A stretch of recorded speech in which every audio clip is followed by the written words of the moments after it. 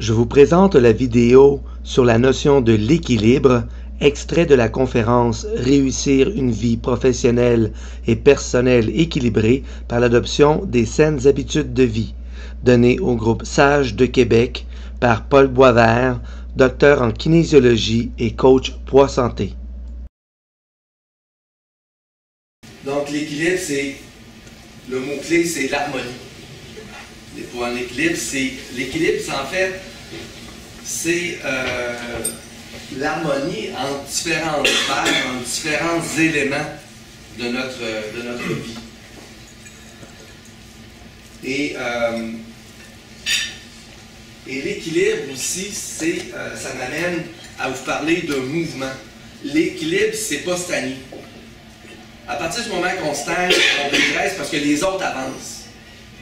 Puis vous devez avancer plus vite que les autres si vous voulez avoir du succès. Et donc l'équilibre, pour garder l'équilibre, il faut éviter de stagner, de faire du surplace dans l'action, le mouvement, comme par exemple aller à la bicyclette. Et Albert Einstein disait que la vie, c'est comme aller à la bicyclette, pour rester en équilibre, il faut constamment avancer vers l'avant. Alors ça, je trouve que c'est, pour moi, ça me parle beaucoup parce que d'abord, c'est Einstein que j'ai étudié à Polytechnique quand j'ai commencé ma carrière universitaire en génie physique. Je m'étais juste trompé en fait de physique dans ma formation. C'était pas la physique qui m'intéressait vraiment, c'était le physique. J'ai perdu 2 ans, mais ça m'a été profitable quand même au niveau formation intellectuelle. Donc, on se sert de l'activité physique dans le mouvement pour rester en équilibre dans notre vie. Donc, si vous avez une chose à retenir, retenez celle-là. Ça illustre très bien le thème de ma conférence sur une vie équilibrée par l'activité physique dans le mouvement. Donc, s'harmoniser dans un rythme dans le mouvement, c'est ce qui nous permet de rester en équilibre. Ce qui fait que pour rester dans le mouvement, en équilibre dans le mouvement, il faut toujours savoir où est-ce qu'on s'en va. Si on ne sait pas où on s'en va, on risque de trébucher, on risque de... Puis il faut venir voir les coups, il faut savoir où est-ce dans la direction qu'on prend. Et souvent, dans l'élaboration des objectifs que je fais en coaching, c'est parfois, il faut que je revienne tout le temps. C'est drôle, les gens que je coach en perte de poids, en changement d'habitude de vie, c'est comme, OK, on en est rendu où dans notre poursuite de notre objectif? Oui, on veut perdre 50 livres, mais le premier objectif, c'est d'en perdre 20. Puis, ce 20 livres-là, on s'est donné 1 livre par semaine, 4 mois, puis ça va être d'ici Noël. On est rendu où depuis cet été vers Noël? Est-ce qu'on a fait la moitié du chemin? Donc, revenir sur nos objectifs à moyen terme, à long terme, des objectifs qui sont réalisables, qui sont avec des objectifs SMART, sur lesquels je vais revenir tantôt si j'ai encore du temps, ça nous permet de mieux avancer parce qu'on va planifier aussi nos activités en fonction de nos objectifs. Encore avec l'équilibre ici. Et là, je vais embarquer sur l'équilibre alimentaire. Là, je parle de zones et de zones normales et de zones d'équilibre. Et d'être en équilibre sur un vélo en mouvement, c'est de savoir à quel point on est confortable dans notre zone. Est-ce qu'on est dans une zone de confort? Et je vais passer tout de suite à la prochaine diapo. Je trouvais ça intéressant que j'ai trouvé sur Facebook l'été dernier. C'est de dire, je suis dans ma zone de confort, mais dans le fond, ma zone de confort, elle est très sécurisante, mais elle ne me permet pas d'atteindre mes objectifs. Parce que là où je vais performer, que je vais être en affaires, puis je vais avoir de la réussite, ou même dans ma vie personnelle, être en dehors de ma zone de confort. Alors, c'est évident que moi, j'étais dans ma zone de confort à l'Université Laval, à la chaire de recherche université, à faire des communications, c'était mon dada. Et pour pouvoir être être travailleur autonome, ben là, à ce moment-là, j'ai dû sortir de ma zone de confort. Et si on sort de notre zone de confort, on s'en va là, on va être inconfortable. Mais pour être confortable, à ce moment-là, il faut amener des changements.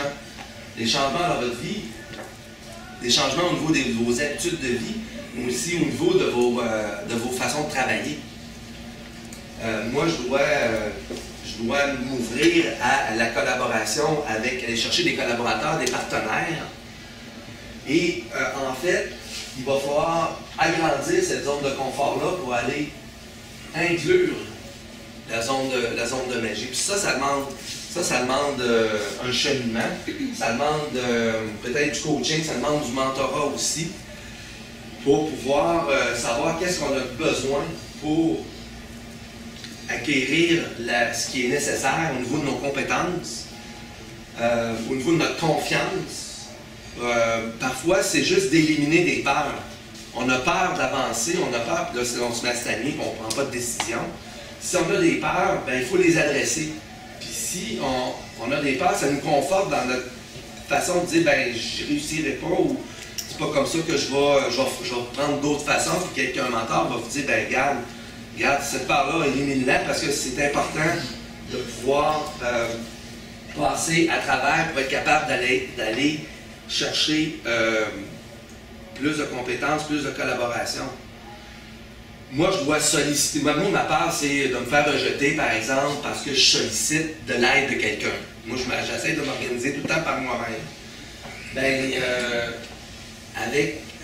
si l'analyse de mon plan d'affaires me dit qu'il faut que je vende, je vais être obligé de vendre. Puis mon problème en ce moment, c'est de vendre. C'est le marketing. J'haïs ça vendre. J'haïs ça me vendre. Fait que il faut que j'aille chercher des collaborateurs qui vont me dire, bon ben regarde, à un moment donné, arrête d'avoir peur, puis fonce, puis ça va être correct. Là. À un moment donné, il faut travailler sur sa psychologie. Puis au niveau de l'activité physique, la motivation de l'activité physique, c'est un peu la même chose. Ben, il faut y aller de la bonne façon.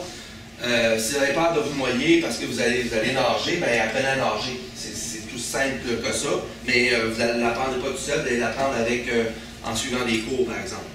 Il faut y aller lentement, progressivement pour ne pas vous blesser. Il faut la faire de la bonne façon. Donc, un coach vous permet d'avoir c'est un guide qui vous permet de mettre des balises dans lesquelles vous allez avoir du succès. Puis, faites-moi confiance, puis je vous ai analysé, je commence à vous comprendre, puis allez vers ça, puis vous allez réussir. Mais c'est sûr que la motivation intrinsèque, puis la discipline, puis la responsabilité, elle vous revient de part entière. Moi, je suis juste là pour vous sécuriser, puis faire en sorte que vous alliez de l'avant. La vie équilibrée dans toutes ces sphères-là va nous amener à être plus productif au travail. Si à un moment donné, j'étais en relation avec quelqu'un pour qui je donnais une contribution à la famille, aux enfants, puis à la gestion de la vie personnelle, et ça allait très bien à ce niveau-là. Ça a été une année très productive pour mon ami au niveau professionnel. Donc, moi, j'étais comme une contribution importante au niveau de l'équilibre de la vie personnelle et professionnelle. Ça gère aussi les relations interpersonnelles, on va avoir plus d'autonomie. Et aussi, si on tient compte de on fait de l'activité physique, on s'alimente bien, ça va être plus facile à ce moment-là de gérer le stress. En coaching, quand je fais du coaching poids santé, je dispose de 4 outils dans mon arsenal d'intervention pour améliorer les habitudes de vie de la personne. J'ai le poids, donc diminuer le poids, perdre du poids. J'ai l'alimentation, manger mieux. J'ai l'activité physique, bouger plus. J'ai la gestion du stress, gérer la fatigue, gérer les sources d'anxiété. Et souvent, je vais, pour faire la gestion du poids, faire de la perte de poids, il y a souvent de mes clients ou de mes clientes pour qui je vais m'attarder davantage à la gestion d'horaire. Ou même la relation que la personne a avec son boss ou avec ses employés.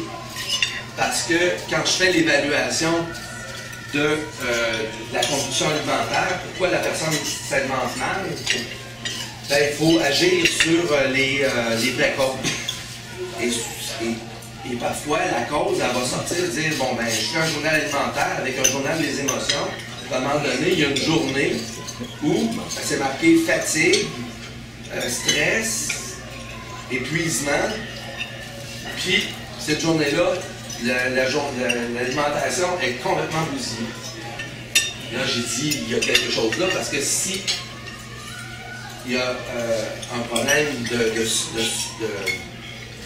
s'il y a trop de travail, s'il y a trop de stress, si l'horaire est mal géré, ou s'il y a des conflits personnels avec votre employé ou votre employeur, ben, vous allez être préoccupé, vous allez être moins disponible pour être productif dans votre travail, moins bien vous alimenter, puis être moins motivé pour faire l'activité physique. Et quand ce sont produits souvent, à un moment donné, la vie prend le bord.